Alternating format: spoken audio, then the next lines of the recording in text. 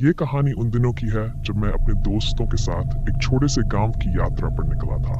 हम 4 लोग थे, मैं, राहुल, निशांत और प्रिया। इस गांव का नाम धरवापुर था, जो उत्तर भारत के एक दूरस्थ हिस्से में बसा हुआ था।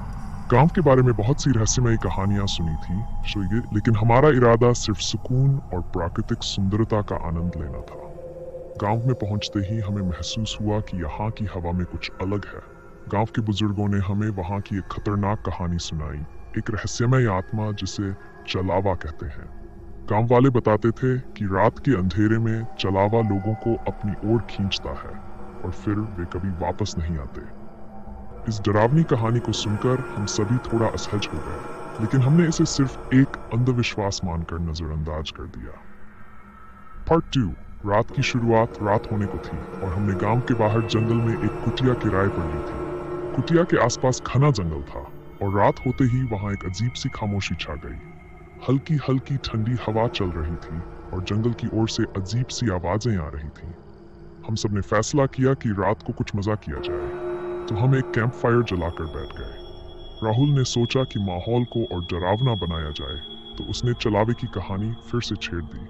प्रिया और निशांत ने इसे मजाक में लिया, लेकिन मेरे दिल में हल्का सा डर घर कर गया था। रात गहराने लगी और हमने सोचा कि अब सो जाना चाहिए। सभी अपने अपने बिस्तर पर चले गए, लेकिन मुझे नींद नहीं आ रही थी। मन में अजीब सी बेचैनी थी। मुझे ऐसा लग रहा था कि कोई हमारी कुटिया के बाहर चल रहा है। मैंने खिड़की से बाहर देखा, पर वहां कुछ नहीं था। पार्ट 3। चलावे की पहली झलक रात के करीब 2 बजे का वक्त था।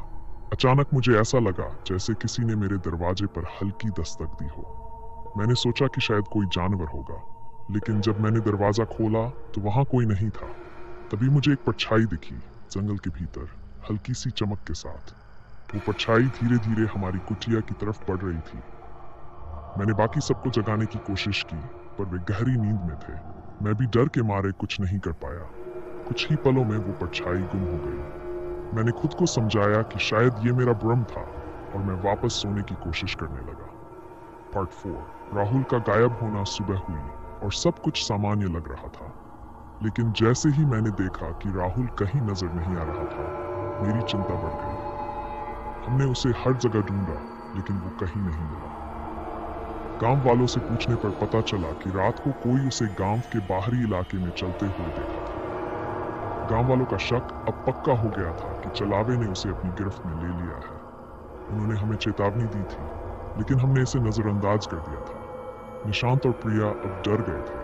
हमने फैसला किया कि राहुल को ढूंढने के लिए हमें उस इलाके में जाना होगा जहां उसे आखिरी बार देख। पार्ट 5। चलावे का सामना। हम तीनों जंगल की ओर बढ़े, जहां से मैंने रात को परछाई देखी थी। जंगल के अंदर का माहौल अब और भी डरावना था। चारों तरफ सन्नाटा और पेड़ों के पीछे छिपी हुई परछाइयां।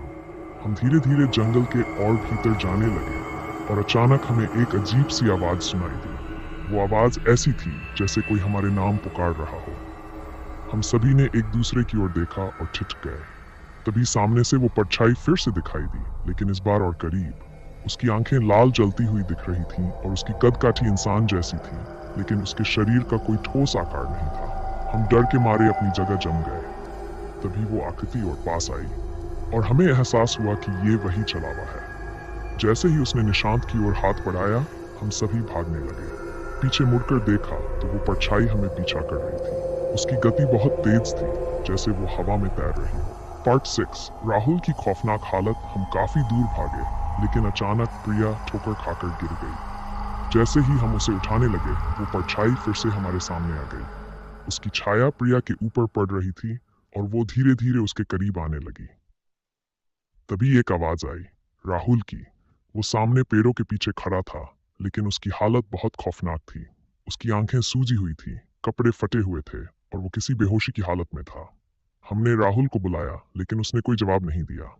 जैसे ही हम उसके पास पहुंचे, उसने एक अजीब सी हंसी हंसनी शुरू कर दी। उस हंसी ने हमें अंदर तक कंपा दिया। तभी अचानक वो परछाई राहुल के ऊपर सवार हो गई और उसकी आवाज बदलने लगी।